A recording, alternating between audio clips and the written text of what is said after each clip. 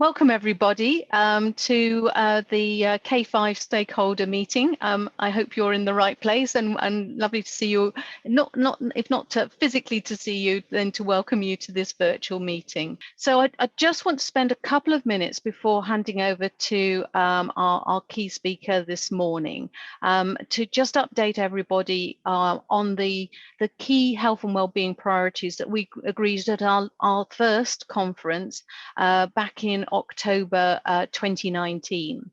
And we agreed that there were going to be sort of three key areas of activity around improving health and well-being in Kidlington and surrounding villages. So one of them was around being active and eating well, encouraging healthy living. The second was around promoting mental well-being and tackling loneliness at all stages of life. And the third was around increasing community cohesion and really feeling a sense of belonging. Next slide, please. For many of you who are aware of the whole healthy place shaping approach, there are three sort of key work streams to the program that we're trying to deliver those improved health outcomes. One's around the built environment, the second is around community activation, and the third is around new models of care and working with health and social care professionals. And in the built environment, we've very much worked with the community to look at the green spaces in Kidlington and surrounding areas, how we can promote it to be a more walking and cycling, how it enables that, and also looking at the new developments that may be coming forward to ensure that they have a health designed into them.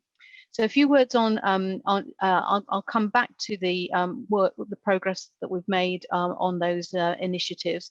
But just to say on the planning side of things, which I don't think is covered in later slides, we have been informing and making sure that healthy place shaping principles are included in the development briefs that are being prepared for all of the key new housing sites, so that those reflect healthy place shaping and in health enabling environments. Next slide.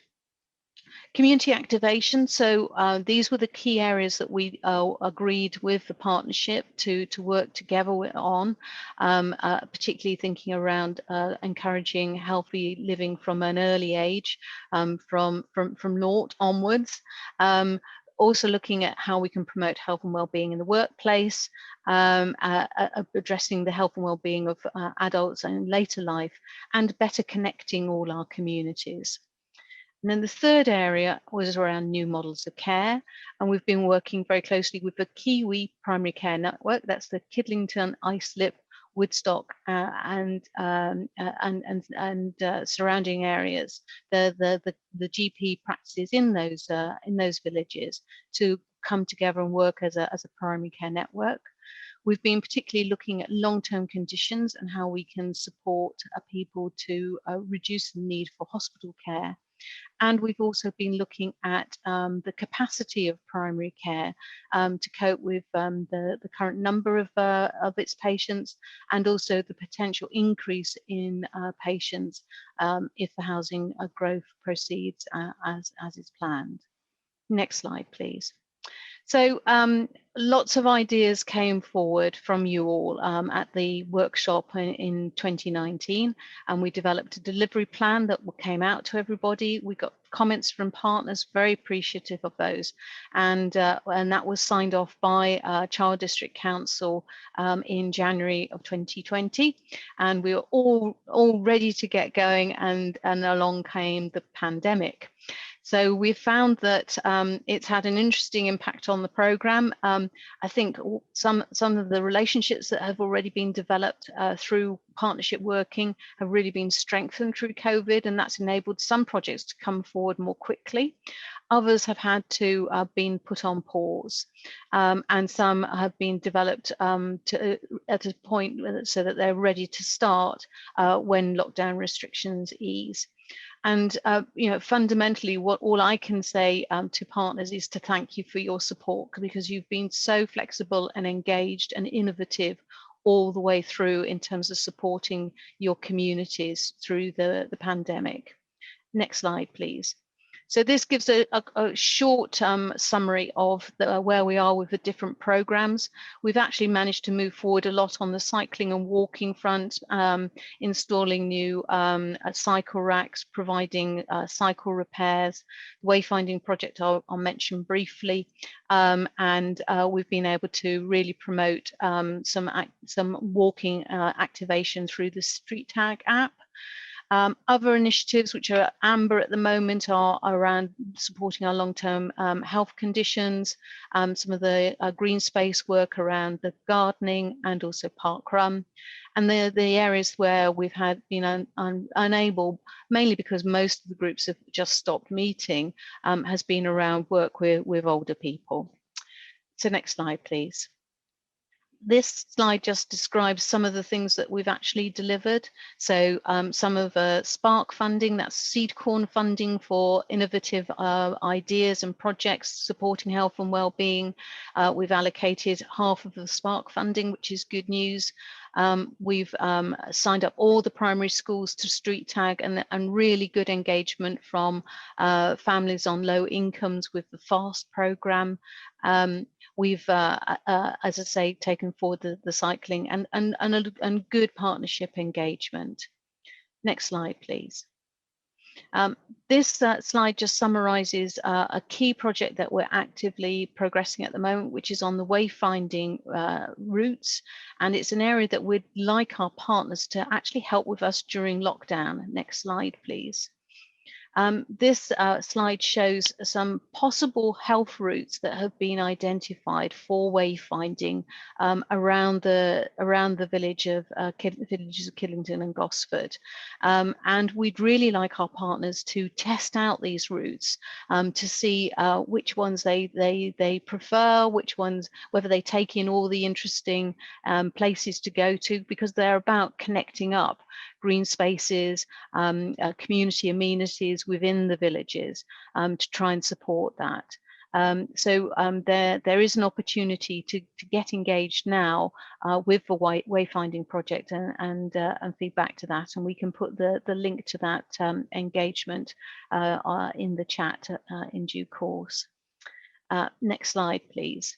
These health routes will be marked in some form or other, whether they'll be blue lines as in Bicester or some other different form of marking. We're very open to suggestions from our partners, and these are some of the initial design ideas that we've started to look at to make them attractive to families to use, and that's not just parents and children; it's grandparents with small children as well.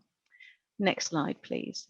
The reason why the Kidlington and Gosford area has been targeted is that we know that inactivity levels are slightly higher in those parts of the villages than other of the surrounding villages, but we are doing work with a series of heritage walk leaflets which will encourage walking between the different villages, so that there is also connection between Thrupp and Begbroke, Islip and Yarnton with Kidlington and Gosford, as well as within Kidlington and Gosford.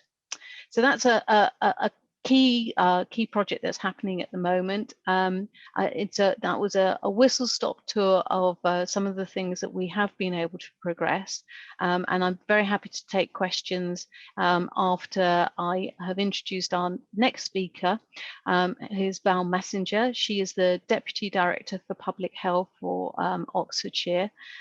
She's taken time out of her busy COVID schedule, I'm afraid to say, to come and talk to us today and tell us a little bit more about how health and well-being has changed since we last met.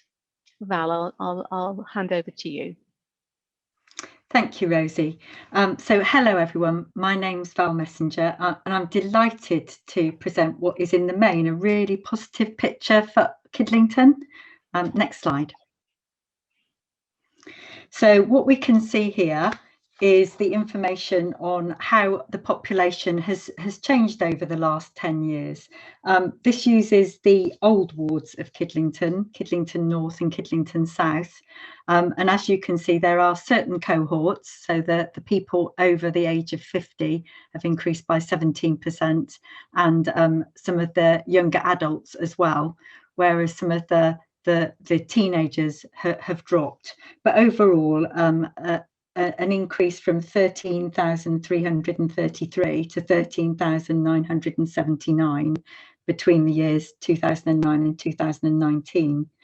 I just want to stop there to mention it's a bit complicated because obviously there's been some ward boundary changes. So if we now use the new wards of Kidlington East and Kidlington West, the population of Kidlington is now seen to be just over 19,000.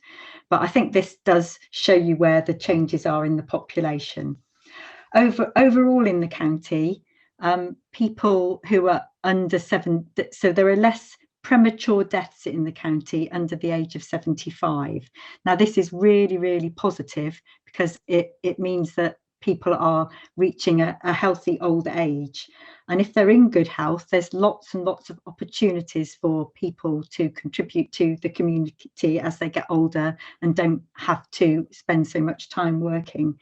It can, though, be associated with ill health, and more typically with increasing older age groups, that can mean Alzheimer's, dementia, and some of those diseases. So there's some both pros and cons of your population living to be more elderly. Next slide, please.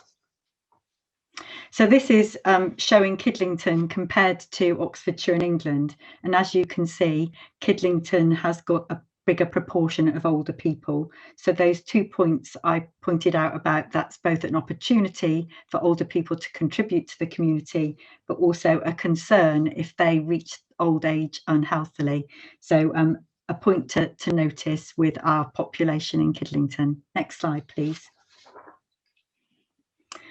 This is looking more at Oxfordshire overall, and you can see we are expecting the very elderly population of over 85 to increase year on year for the time being.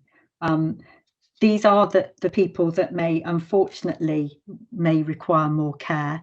And one of the things we'll need to think about as time goes on is it appropriate to use old-fashioned ways of thinking about old people and thinking that they need to be in care homes, thinking that they need to be hospitalised? What is it that we can deliver in the community to help people as they grow older still contribute, still be part of the community and live in their own homes if possible? Next slide, please. So I think this is really positive. Overall, Kidlington is generally not deprived. We've got one small area in Kidlington which is in the worst 50% of England, and that's positive because generally deprivation is linked with poorer outcomes in terms of health. So we're starting from a very good base in Kidlington with our index of deprivation being very good. So can I have the next slide, please? We've talked about, I've mentioned that people are living longer in good health. What we want to ensure that we minimise is preventable mortality. So this is the kind of mortality which can be avoided if we take good public health measures. By that I mean supporting people to not smoke, supporting people to have healthy diets, encouraging people to take up immunisation or screening, and also issues around air quality. All of those things can mean that we die prematurely, and we really want to reduce that.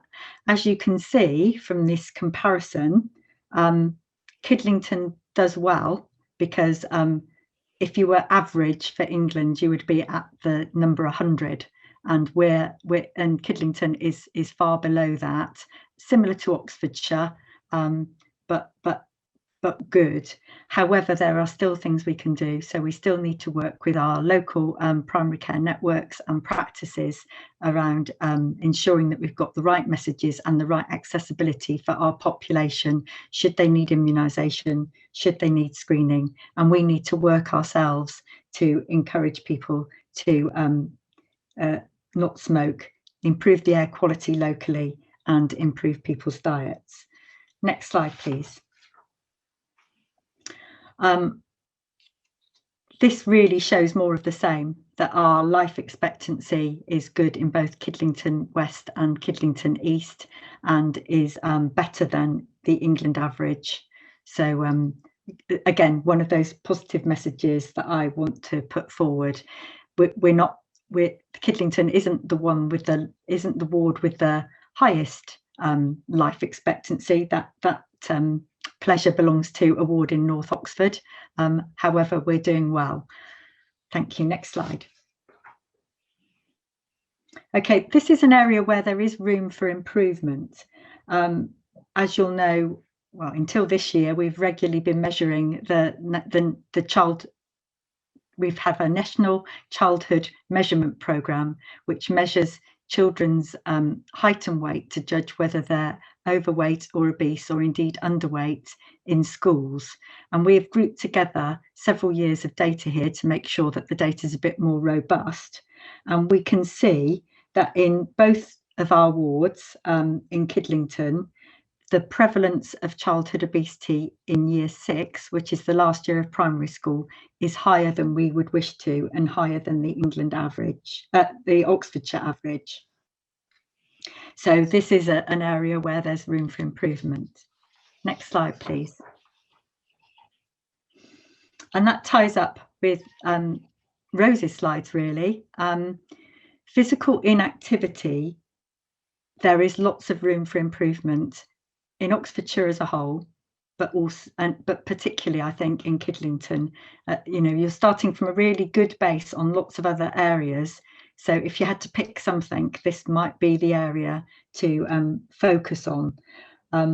According to Sport England's small area figures, there are around 23% of people, 23% of adults in Kidlington are inactive. And when I say inactive, that doesn't mean they're not taking part in sport. It means they're doing less than 30 minutes of moderate activity in a week.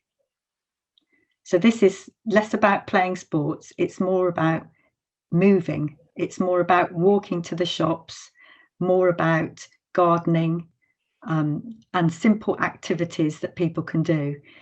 Less than 30 minutes in a week. It shocks me. And I really do think that we need to encourage people to tackle this area of concern.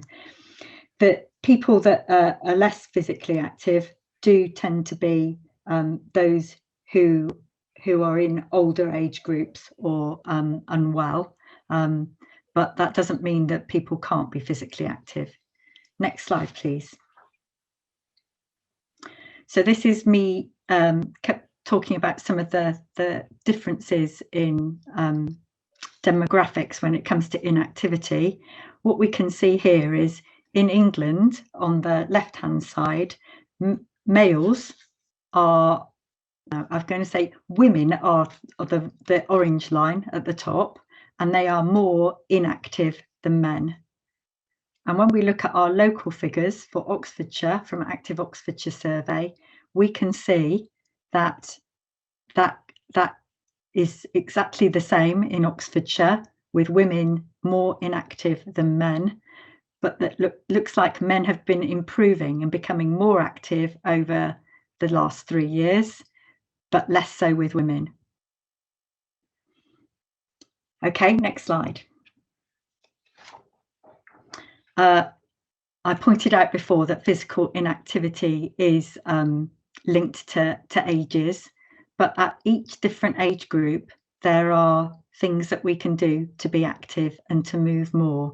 I wouldn't necessarily expect to be able to play a game of football when I'm 85, but I would hope that I would be able to still walk to the shops, collect my shopping locally if those facilities are locally available to me, or to walk to public transport to go and meet friends and family. So walking, some people will still be cycling, but there's also other activities that can contribute to being physically active. But so just that I think that if we were going to have a focus on inactivity, it's to make sure that the work that we do is appropriate to all age groups. Okay, thank you. Next slide. Certain health conditions do affect how physically inactive you are. There's a bit of a chicken and an egg here. Is it because you're physically inactive that some of your health conditions have come upon you, or is it that you've got those health conditions which make it very, very hard for you to be physically active? So I just wanted to say again that we have to flex what we offer people so that we make sure they're available to everyone. So some of the wayfinding projects and routes that Rosie talked about, are they things that are accessible if you have to use a walking aid? Just taking those sorts of things into account. Would you be able to open gates if you've got problems with your dexterity? Are there places to sit down if you've got breathing problems? So just trying to think a little bit more widely so it's accessible for everyone. This is just a summary of what I've said before, but linking it to the fact that there are some things that we do for children, and I pointed out the physical, the obesity figures that we had for our year 6, that there are some things that we need to encourage people to be doing as they age but are active and adults, and some things that we can do as part of our healthy place shaping to change our environments. Thank you. Next slide. Some of this is triangulated with what GP data tells us. So the prevalence of diabetes in our local health centres is above the Oxford average. The prevalence of dementia is also above the Oxfordshire average. And the prevalence of depression in one practice is above the average and in the other below. So lots of things there. If we go on to COVID, I don't want to spend too long on COVID. What we can see here is that the incidence of cases in Kidlington does tie up with what we've seen in Charwell as a whole in terms of the pandemic curve. And there are increased deaths due to COVID. You can sadly see the increases that there have been in deaths since COVID has started. What we do know is that people from certain groups are impacted more. When we were right in the middle of many cases of COVID, it was distributed in cases amongst in the same way as we would expect to see in the general population of Oxfordshire. As we've gone into lockdown, it's disproportionately associated with people on low income and people who have to go out to work. So we just wanted to make a note of that for you. And also, since COVID has hit us, there are many people that unfortunately aren't able to work, and that has increased the unemployment claimants. Thank you. And again, the impact of COVID and being locked down has now made people less satisfied with their life. So we do need to think about people's mental health and the impacts of the lockdown and the pandemic. Thank you. Next slide. There have been some positives, although overall we have some figures that say activity levels have dropped since the pandemic's been in place. There have been increases in people going out for walks, walking to get to places, so choosing to walk to school instead of going by public transport or car, more people cycling, and more people trying to do fitness. So I think those are positive things, and we need to try and keep the momentum for that up. Thank you. Next slide. This just points out what I think all of you will know, which is that the way that GPs are providing their services has changed since the COVID pandemic. So there are now less face-to-face, more telephone calls and some video teleconferencing, but the practices are open and they are able to see people should a telephone call may lead them to believe they would like to see somebody face-to-face. Thank you. So I've got some key messages here. We have an ageing population and we need to focus on improving our healthy life expectancy. The way we can do this is to ensure that preventable ill health is tackled, and that can be by taking up opportunities of immunisation and screening, but also by improving diet, not starting to smoke, and if you do smoke, stopping it, looking at our environment around air pollution, and importantly, moving more. Mental and physical health are linked. If you get out and you get out into the beautiful countryside we have locally, and we get to see some of the places that we've got in our local areas, it can improve your mental well-being. That can help address some of the issues of depression and might ward away the oncoming dementia. It also helps people, when they are able to exercise with others, tackle their loneliness. We need to focus on preventing future health problems by helping children early, particularly if there are problems with obesity, which we have spotted in our local data. And those that are disadvantaged, those that are on low income, those that are living in some of the most deprived wards or haven't had access to good education, are going to suffer disadvantage more than others, particularly impacted by COVID. Now, I've had a bit of a quick run through there, but if I was one message that I wanted you to take away from this is, for Kidlington, is no matter what age, sex, socioeconomic group, or whether you have a disability, moving more is very, very important. So move more is my message, if that's the only thing you remember from my presentation. Thank you. Happy to take any questions, and I know Rosie will join in too. Thanks very much, Val. That was a really, really interesting and useful presentation. And I was very pleased to see that Sport England, who launched their new national strategy yesterday, had exactly that message. They're less focused on elite sports and much more about encouraging people to move. So what you're saying locally is very much being reflected in the national picture.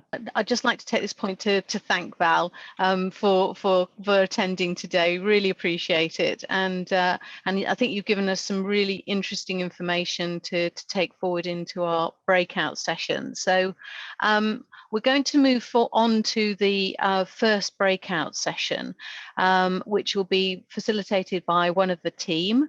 And there are two questions that we want you to have a think about in that breakout session. So thinking about Kidlington and surrounding villages, what changes have you seen locally in 2020? Val talked about the fact that some people have been able to get more active, walking and cycling, but others less so. So what have you noticed, and what's happened particularly amongst the groups that you represent in terms of how their health and well-being has been affected by the pandemic? So we would like to capture that. And then would like you to discuss a little bit about the programme's priorities. We'll put up a slide just to remind you what those were, but we want you to have a think about, are those priorities still right? I think they may broadly be so, but also maybe within those priorities, are there some key groups that we should be targeting our energies and efforts to get moving more, to address their mental health and well-being, and to help people feel more connected and together as a community. So I'm going to leave Dale and Gray to send people off into their breakout sessions, and we've got we've got about we'll have feedback at 10:50. So we've got about 15-20 minutes for this. So if you can cover those questions in the next 15 minutes or so, that'd be fantastic. Brilliant. Okay, so facilitators, would you like to put your cameras on, and then I can select you to give some feedback. Okay, so Jill, would you like to feedback first? Yes, thank you. So in our group, I think everyone agreed that the targets were spot on, and everyone seems to be working on those kinds of targets. Changes we've seen are really COVID related, so that a lot of the sessions, for example, Zumba, gym sessions, drop-in sessions at care homes, all of those coffee spots and those sorts of things have been a problem. So although people have creatively used technology, the ability for one-to-one sessions has really been impacted, and that has definitely impacted on people's well-being, both physical and mental. And one of the participants, Barb, made a really good point about routine, so that most of us really thrive with some routine to feel quite grounded in our week. And when you haven't been able to do your regular coffee morning or class, that actually does throw you off course a bit. And I really relate to that myself, actually. So I think routine was one. And then Karen from Whitney and Abingdon College mentioned that although they have been managing to do some technology courses for older people, again, COVID impacted on that, and it's really difficult to target the people you want to. So that may be something to focus on, how to target people, you know, to help them access things. And I think the last point was just the effect on people's businesses. So a lot of the individual businesses like gyms and so on have really struggled, and they're going to need a lot of support to keep going moving forward. They've really struggled with that. So that's most of the points. Thanks, Jill. That's really interesting, and I also empathise with that issue about routine. I think some of the sort of the landmarks in the year just have been missing, haven't they? And that makes it harder for people to keep going and keep positive. Thanks to Jill and everyone in her group who contributed. As you can see here, Gray on his virtual flip chart is capturing your key comments. So we'll move to the next group. Vic, would you like to feedback? Hello everyone, I love the flip chart, I'm very keen on it. So we had a lot of discussion around how older people have been affected during this time. So initially, when we talked about the targets of the plan, we agreed that they still hold very well, just as Jill's group mentioned. But our conversations tending to go more towards how older people have been affected. We had a member in the group who is involved with the Bowls Club, Maureen, and she mentioned that her concerns are about how they're going to restart with confidence. So it's about it's not just about, okay, we're fine, let's go. It's how do we encourage these different groups to feel like it's okay to now start up? How do we convince them that it's safe, and actually that they even want to? Because again, as you were mentioning, Rosie, you know, the year just seems to have flown, and without this routine, people are thinking they're coping without it. So how do we reinstall this feeling like, no, we need to get out, we need to be more active, and we need to meet each other again? When we were discussing the groups that we would like to target, older people obviously did come up, and we were talking about how well or not they've been connected to each other during the last year. Now, the Bowls Club have been sending out newsletters of letter drops, phone calls, as have a group, I have jotted it down. The Kidlington Reminiscent Group have also been doing a lot of work with newsletter, actually posting things out, but there is an awareness that the online maybe isn't quite getting through as much as we might hope. But the other areas we thought might need targeting are these new groups who maybe are starting to be reliant on food banks, people who've never needed help before. And it's obviously hard to know who those people are, but how do we help support them? The other comment on the actual plan itself for the partnership was to improve connectivity was a really, really, really important factor. So the third one, the yellow button on the board there. There is still a feeling that Kidlington isn't as well connected as we might like to think. Gala Day isn't always particularly well attended. There's not necessarily all the items that could be there on the day to make it this big event. There is an acknowledgement that, you know, maybe it's just funding, maybe it's they don't have the right people, but this feeling that maybe we could have a manager, someone that people could go to work with them and to deliver these things. I know in Bicester we have a lot of volunteers forums where people get together and discuss ideas and share thoughts. Maybe that's something that could work for Kidlington. And there is Rodney has joined us from the Kidlington Baptist Church, and they're looking at putting in a new Renew and Wellbeing Centre, a safe place where people can come and be together and learn from each other, and potentially that might be the spot where that can all join together. Thanks, Vic. Some really interesting comments there, and some useful direct sort of suggestions as well. So I think that's very, very important, and particularly around that restarting safely. It's not going to be suddenly doors are open, everybody can do what they used to do. We do need to think differently about how we transition and how we encourage people to get active again. So particularly those who've been at risk. So yeah, some very interesting messages here. Yvonne, can I go to you next?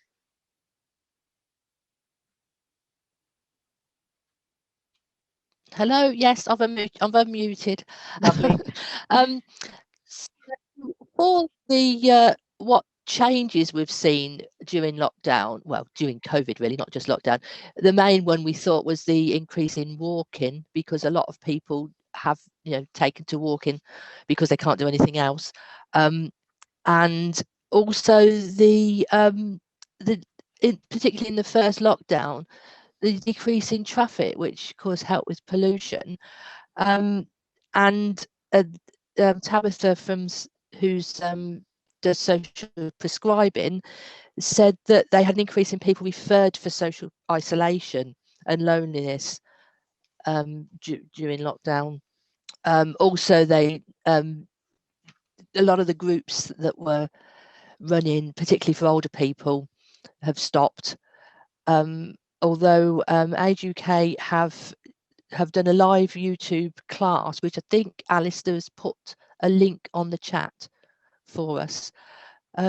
Regarding changes to the priorities, we thought the priorities were still the ones we should have, but especially as there's a high proportion of older people in Kidlington, we thought that there maybe should be more focus on older people. You know, particularly because a lot of the groups have closed, because the halls are closed, and a lot of older people still aren't au fait with technology, so they can't do Zoom calls and things like that. And that was about it from us, really. Okay, that's helpful, Yvonne.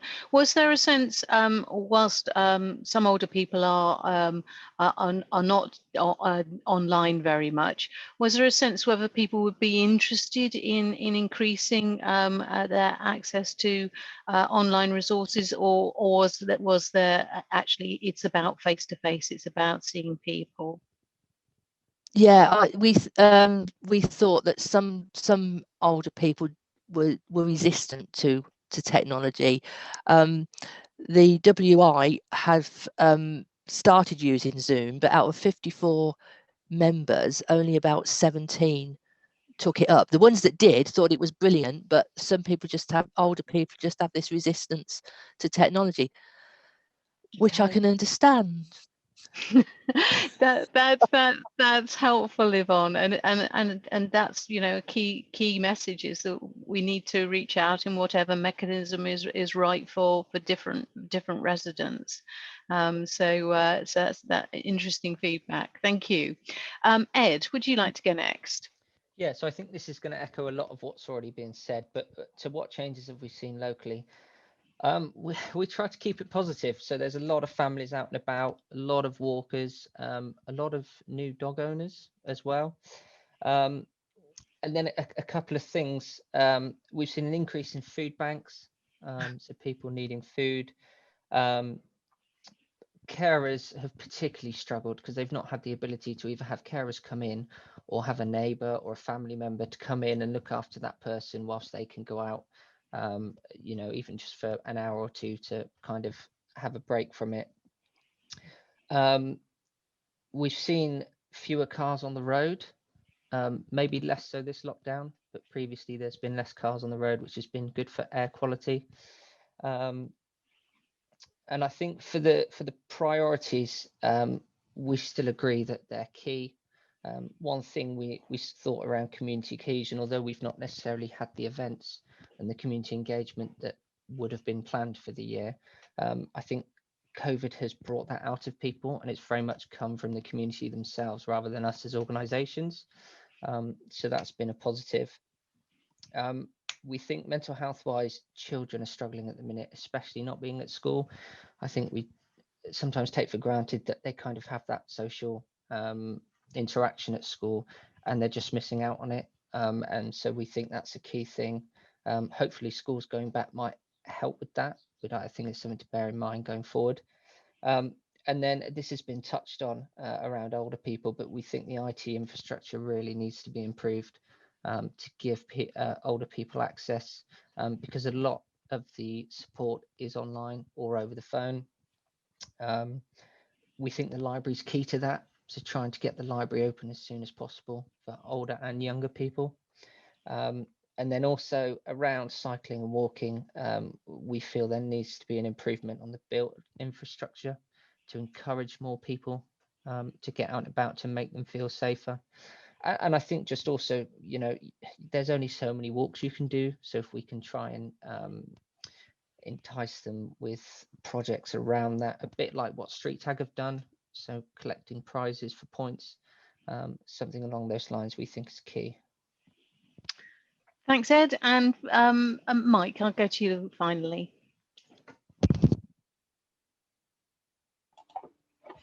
Thank you very much. Yes, a lot of our conversation was around increases in anxiety, kind of across the whole population, really, and you know, that leading to depression and eating disorders and so on, and also around with the different groups, even the social barriers of people scuttling around in masks and so on, how that has an effect on loneliness in all groups, really, and that once we are out of our kind of COVID-19 situation, there's going to be a lot of work needing on kind of depressurizing the population to kind of come back to normality and the support that people will need about that. We spoke about, you know, the people who require care, the carers and the shielders, that, you know, they're getting a lot less exercise, a lot less social interaction, and all the problems that come with that. And also we touched upon the kind of the economics of lockdowns, and, you know, at the tail end, you know, we're beginning to see a lot more of that economic deprivation of people needing the food banks and needing kind of balanced food parcels and so on. A lot more support required there. And another section that we spoke about are the teenagers, with the first lockdown, there was the time and the kind of the school day to get out and go for a long walk and things like that, and it was all part of the rhythm of life then.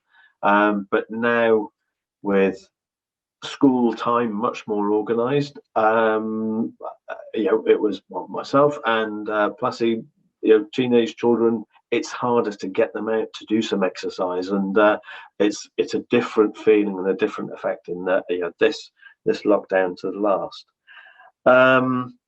And we touched upon with the kind of the infrastructures around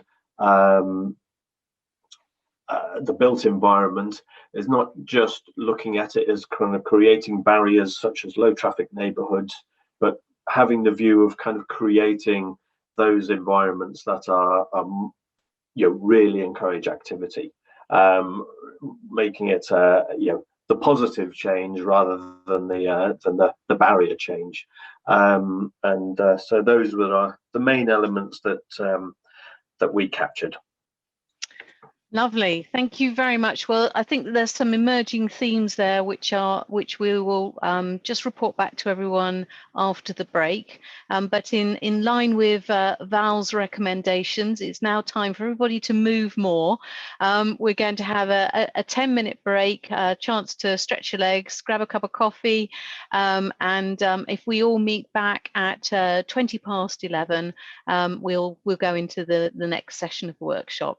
And thank you everyone for your contributions so far, really insightful.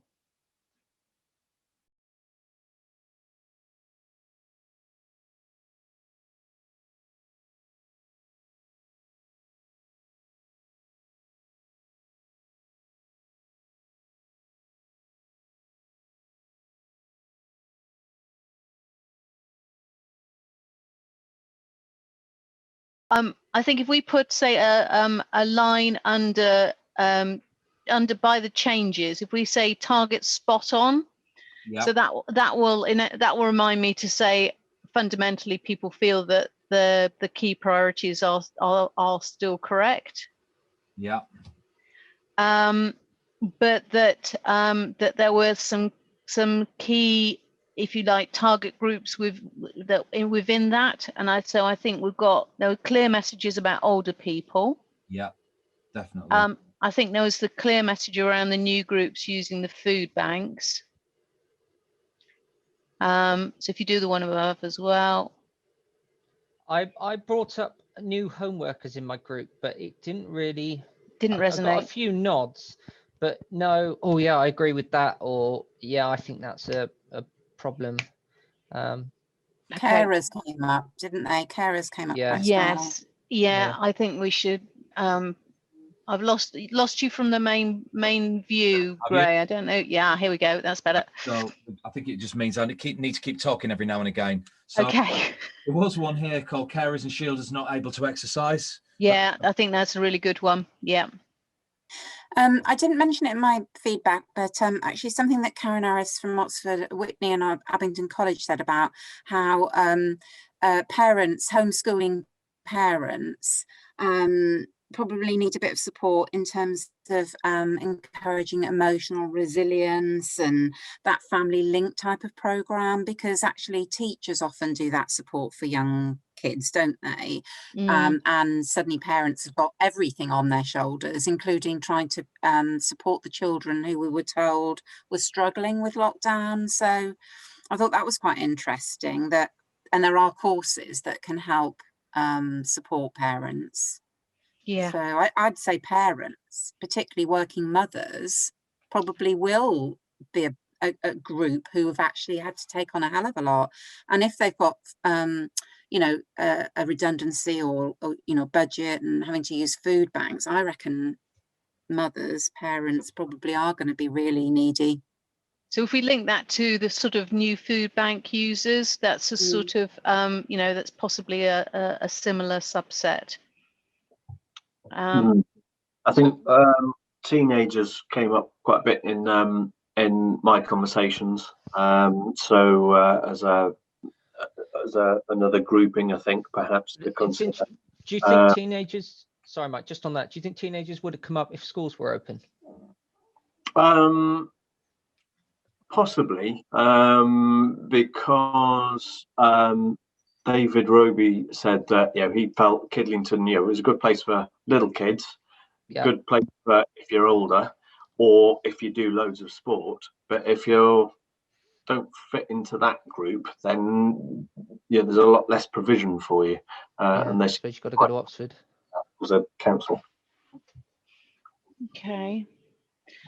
So let's have a look at, so shall we have a quick look at the changes as well? Gray, do you want to speak, and then the whiteboard will come back up? So you've identified targets being spot on. People talking about, COVID-19 feeling to change everything. Drop-in sessions have stopped. Technology hasn't actually replaced it. This sense that there's a conflict I've heard between some people saying that technology is the answer and we need more technology infrastructure, and other people are saying, well, actually, less, half of the WI, for example, don't use Zoom. So there's the conflict of more in IT infrastructure versus, well, put it in and people still won't use it. Yeah, so I think one of the key themes is about IT or the digital access, and the need for that kind of nuanced approach. Okay. Rosie, just to note before we get kicked out, Dale's going to need a few minutes to reassign everyone. Yes, so he said I'll talk. Give him a few minutes to talk. We'll share Gray's screen, so hopefully everyone can see that big. Yeah. So yeah.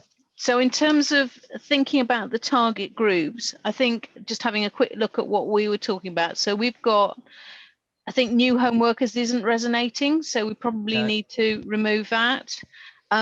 The over 55s in lower socioeconomic groups, I think is, but also we're talking about also potentially the older age groups, the sort of your 70s and 80-year-olds as well. Yeah. I don't know, have we got anyone from Age UK on the line, on the call? There was in there. Yes, I've got someone in my group, Alistair Thomas. So it might be something that we might look to sort of doing a kind of like an age-friendly Kidlington to help with sort of renewal and sort of restart. That's one thing that's come to me. But let's see what the next session is about, hearing what partners are going to be doing. So if we say the over 55s, including the 70 to 80-year-olds, if we include, we had carers, didn't we? Yeah. And people who are shielding, which will probably cover off your 70 and 80-year-olds. We had teens, so teens and young. Was there much around the gender side of things? Was it young women in 18 to 25, or I'm not hearing that. I'm not hearing young women at all. No. But so that may be because we just don't have groups who are working with them, but that doesn't surprise me. And remember, that came from the stats, the physical activity stats. So a lot of what we thought was stats driven. Yeah. But you're right. If we don't have, we haven't got Gosford School here. Yeah. We haven't got the sports clubs here.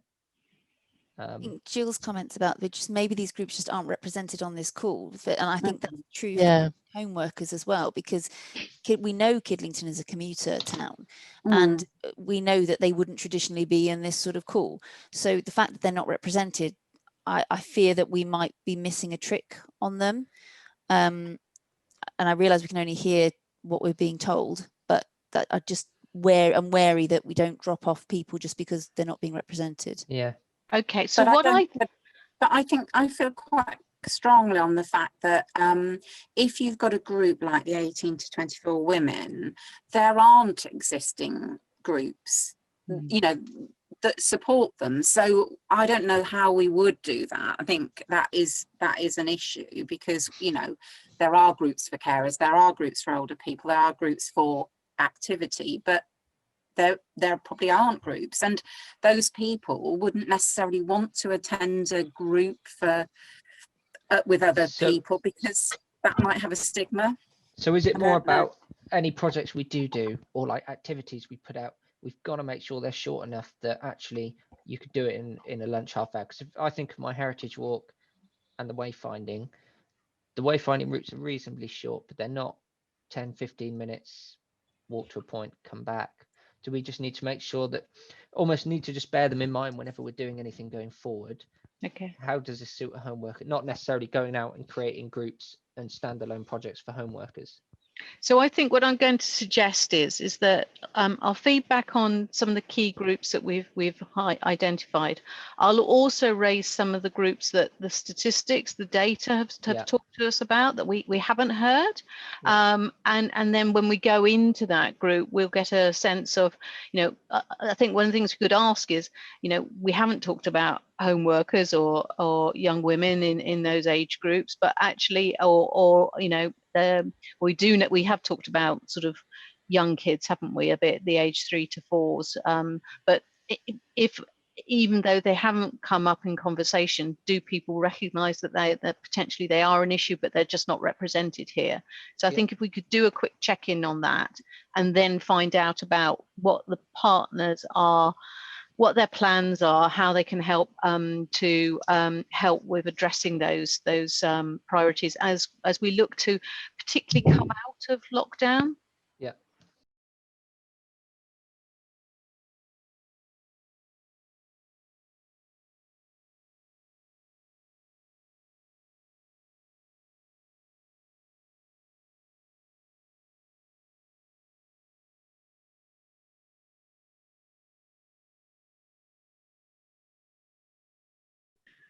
Okay, so welcome back, everybody. Hope you had a good quick 10-minute break, and I hope that most people are back in the room now.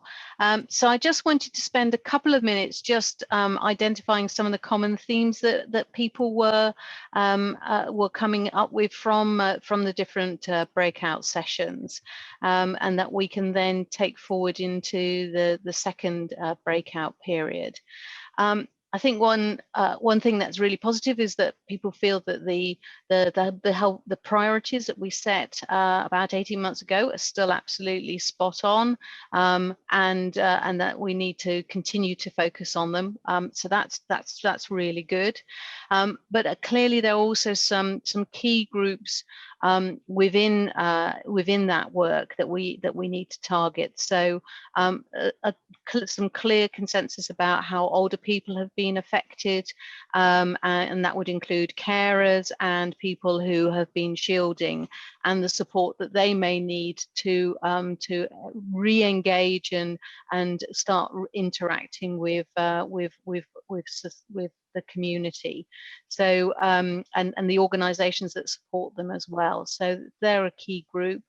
I think there's some new groups. So we talked a bit about food banks, people who are using the food banks who maybe never did before, and that might link with some of the unemployed, newly unemployed that that Val was talking about.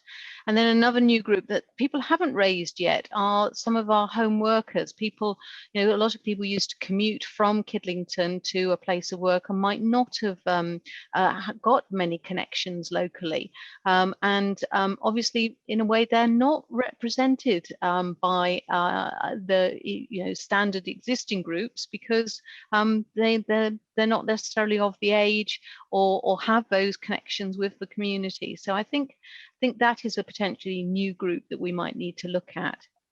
We heard quite a bit about teens and the importance of addressing their mental health and well-being, and that also links in with some of the physical inactivity that we see that particularly drops off for teenage girls that Val identified. So I think those are some of the core groups that we need to be looking out for and addressing. Another group that didn't come up, but which I think most of us would empathise with, are parents and the stresses that they may be under, not just through homeschooling, but also the fact that actually they normally have some time away from their children during the day, so they're having to provide full-time emotional support as well as homeschooling, and as lockdown eases, there may be some of the impact, the longer term impact of that might be felt in terms of overall levels of anxiety, particularly if they've been affected by the unemployment issues and income issues. So that's another possible group that we might need to be looking at. So what we'd like people to do in the next breakout session is to hear from partners about what your plans are, and how working together you think we could try to target some of those groups. We identified in my initial set of slides about how we're really trying to promote physical activity, trying to encourage people to access green spaces for their mental and physical health, and how we're wanting to support the resilience of community groups. What else would help? What else were our partners thinking of doing that they would like some help from the partnership to deliver? What would make a difference to you as partners as we go through this very odd transition phase that we're likely to be heading for, which will not just be easing of lockdown restrictions, but as some people are vaccinated and feel safe and comfortable moving around and other people don't, how can we make that, how can we support that transition to reconnect people, to restart and stand up organizations, and help to address the resilience of the community really in going forward this year. So those are some sort of key things to think about and to discuss in your next breakout rooms. I think Dale is ready to send you off into your next rooms. We'll continue the breakout session through to about 1:45, about 15 minutes, just so that people have got enough time to feedback and discuss, and then we'll come back to the main room. Thank you.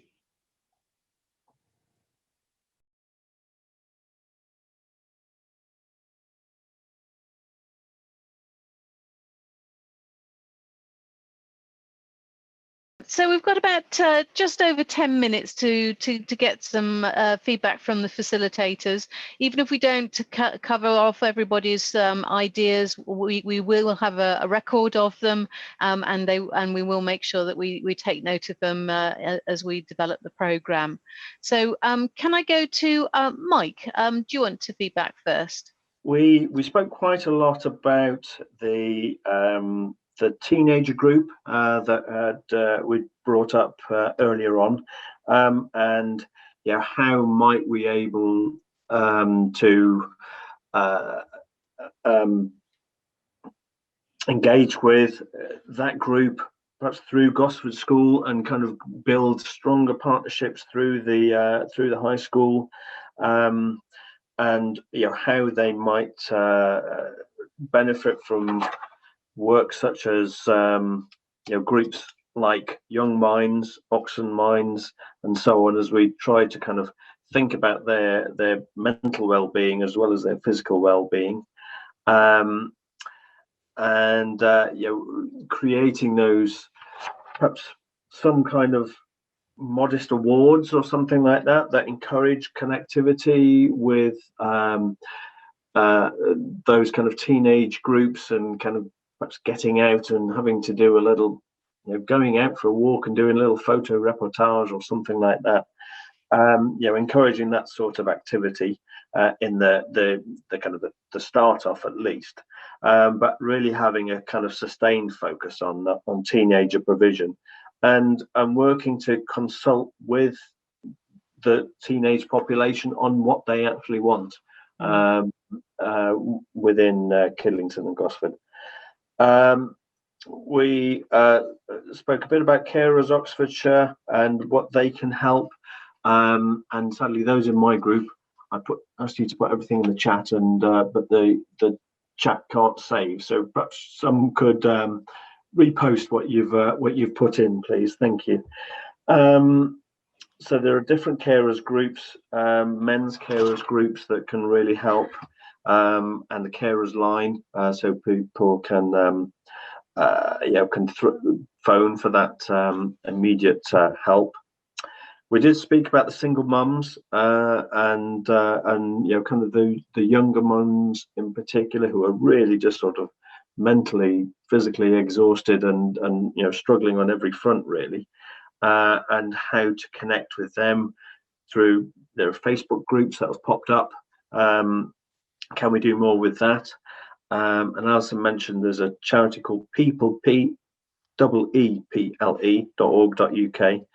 who work quite heavily in Oxford, but maybe we can link up with them to do some more help. And there are also chaplains attached to the school in Woodstock and in Gosford, can we use those connections to target that teenage group? Lovely. Thank you very much. That lots of good ideas and suggestions there. Jill, if I can move on to you.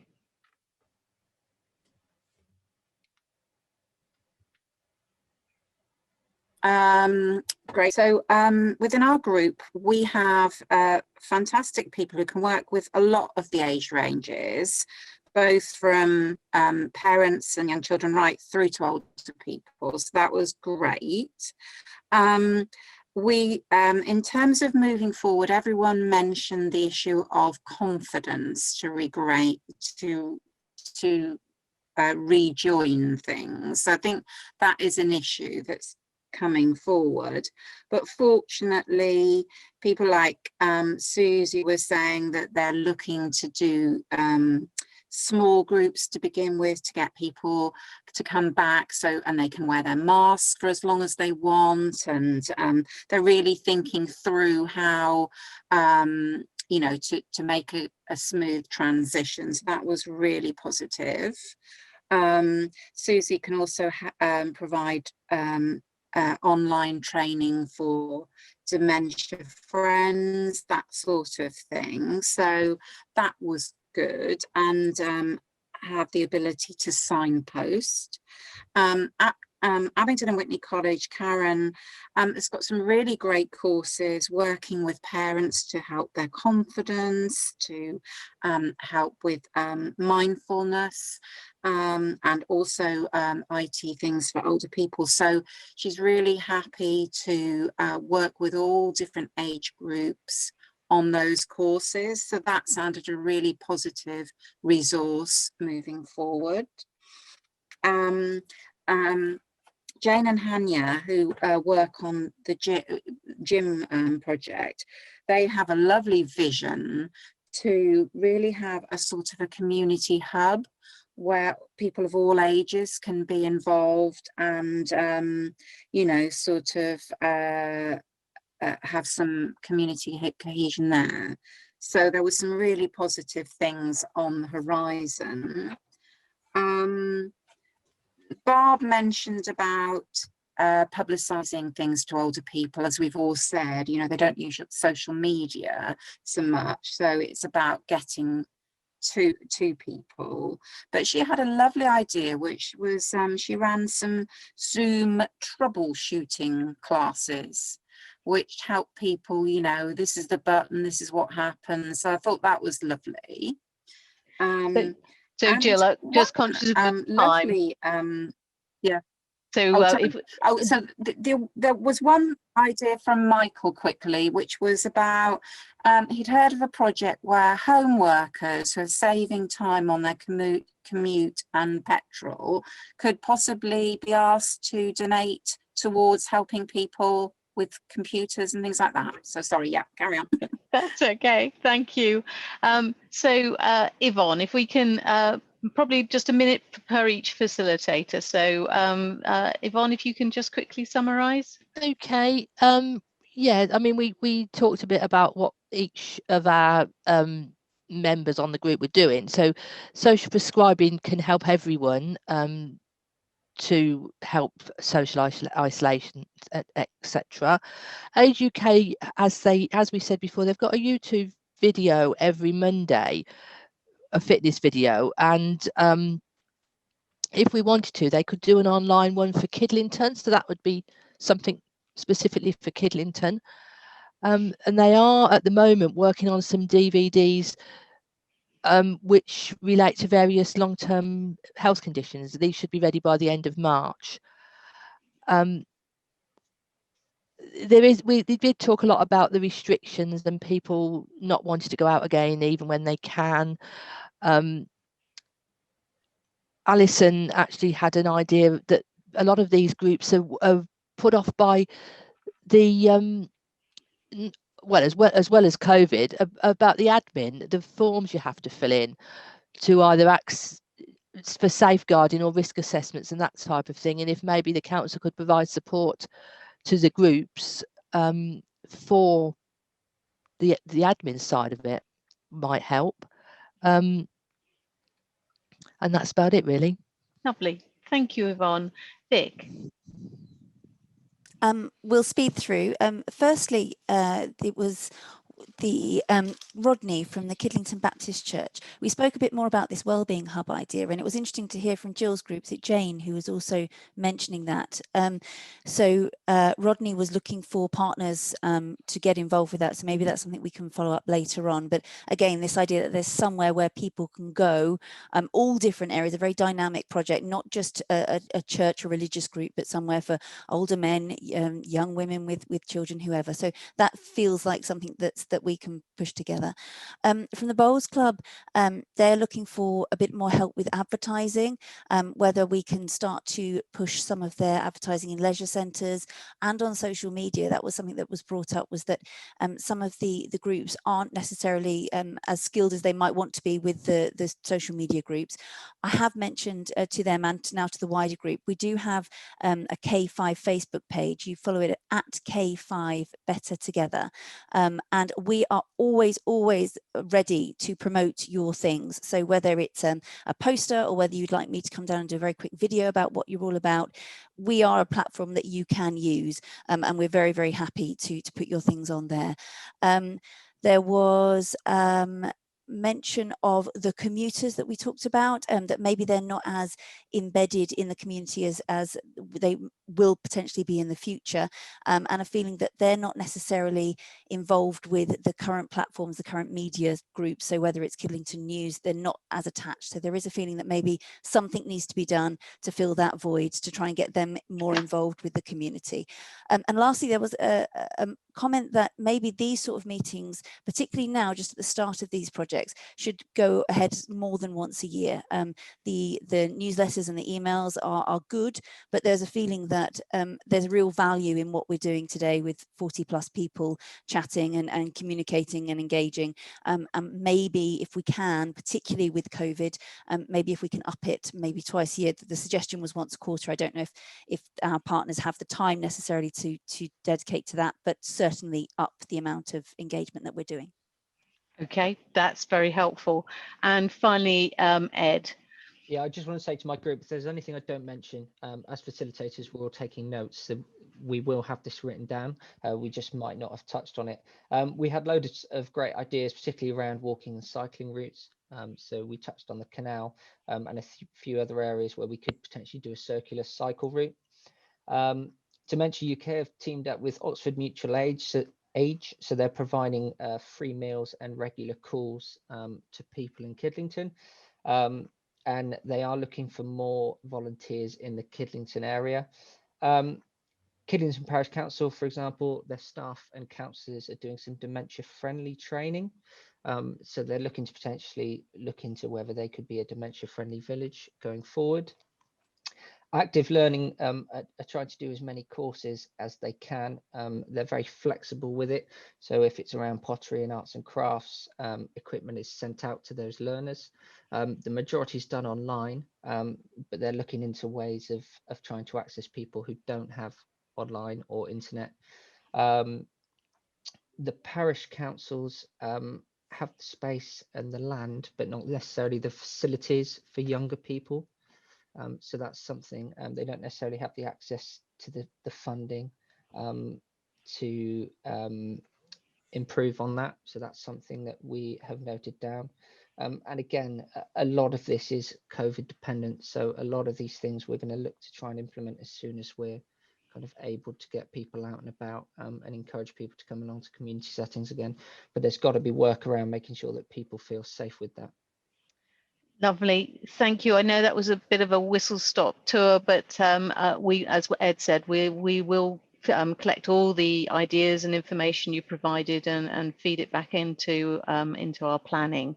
If I could ask David Roby, I'm conscious of the time, so if I could ask David Roby to just say a few final words. Yes, thank you very much, Rosie. This has been a very interesting and a very helpful event, I think. It's been helpful to be reminded of the problems that we face in Kidlington, deprivation and so on. It's also been very helpful to find out more about everything that people are doing to address the issues that the programme is concerned with. And I think an awful lot of very interesting ideas have come up in the course of this as to how we can address these issues better. So this has been a very encouraging meeting, I think. It's very well attended, and it's great to see so many people who are so actively engaged and so actively thinking about the issues that the programme addresses. So my first point is to thank everybody very warmly for this event, and to thank the programme and its organisers for putting it on and for everything they've been doing, and also to thank everybody else for taking part in such an interesting way. I'm speaking for the Parish Council. We welcome this programme very much. We do a lot, I think, to address the issues that the programme is concerned with already. Let me emphasise that we do have a particularly active events programme, but our resources are limited, and the programme is a useful stimulus for us to do more, and it can provide help for us to do more as well. A lot of the discussion today has been obviously around COVID and very timely, of course. In the last few weeks, it's been sobering to see that Kidlington has been, for a period, in the worst band nationally for new COVID infections, though thankfully we are beginning to move up the scale in that regard a bit. But it's also obviously extremely important to look beyond COVID and to think about things we can do to make Kidlington a better place and a healthier place after this dreadful emergency is over. There are some things that we can take forward and are taking forward on our own. We now have a strong greening agenda, which we are developing actively and will take forward as rapidly as we can when things get better. There are one or two things from this meeting I think we should think hard about taking forward. I did like very much the idea of a volunteers forum that somebody floated. When things allow, we are going to have a climate emergency forum for stakeholders in the climate emergency issue. But I think a broader volunteers forum complementary to that could be a very good idea indeed. There are some areas that we definitely need help with. I've myself emphasised the issue of teenagers and the fact that Kidlington is a pleasant enough place to live, and it's pretty good if you have small children. I don't think teenagers find it such an exciting and welcoming place to live in. We provide quite a lot in the way of sports facilities, though we do need to provide more in the way of sports facilities. But there are other things I think that we could do for teenagers, which I hope this programme can help us to address. We do have infrastructure issues which we can't address on our own. For instance, the question of provision of sports field. One of our recreation grounds, major recreation ground, Park Hill, is very much in need of upgrading and improvement, and we could certainly do with help for that. So may I end, having been, I hope, as positive as I should be about everything that's happened today and everything the programme has done, with two friendly comments about the programme. One is that we completely subscribe to the broad aims that the programme is pursuing. Very important indeed, and we're delighted to be associated with the programme in that. I think we would like to see a stronger and clearer prioritisation of programme deliverables, particularly in terms of making it as clear as possible what the programme Cherwell District Council can do that we either aren't doing or can't do, and secondly, how the District Council and the programme can help us with the problems that we know we face. And the final point, and this is a friendly point, this is a partnership. We value it as a partnership, but when I read the last piece in the Oxford Mail about the programme, the partnership came very, very low down in the article. I think it is important that the programme should underline as much as it can the fact that it is a partnership, because to be successful, people will have to have a sense of local ownership. And also, when the programme is over, we were the ones who will have to carry its achievements forward. Thank you very much, and thanks again to everybody for what's been an excellent and encouraging meeting. Many thanks, David, and I absolutely endorse what you're saying, that this is not about Cherwell District Council's programme. This is about the partnerships programme, and the programme will stand or fall by how much partners engage with it. So absolutely endorse your point, and we will be reinforcing that in all our messages to the media. Although sometimes it's hard to ensure that what you say actually gets reflected in what gets printed. Especially in the Oxford Mail. Yeah, well, I wouldn't like to comment on a particular individual media item, but yes, I know what you're saying. Finally, so I'm conscious we are over time. Thank you everybody for your contributions today. I'd like to thank my team for their help in putting the event on together, and for being so flexible and supportive all through last year. I'd like to thank partners, most particularly though, for staying engaged with us, for those who are new to the programme, for getting in contact, and I really look forward to working with everyone in the forthcoming year to really move the programme forward and try and support the health and well-being of residents in Kidlington and surrounding villages. That's what's most important. Thank you very much, and also to our technical support, Gray and Dale. Thank you very much. See you soon. Bye now. Thank you. Bye. Thank you.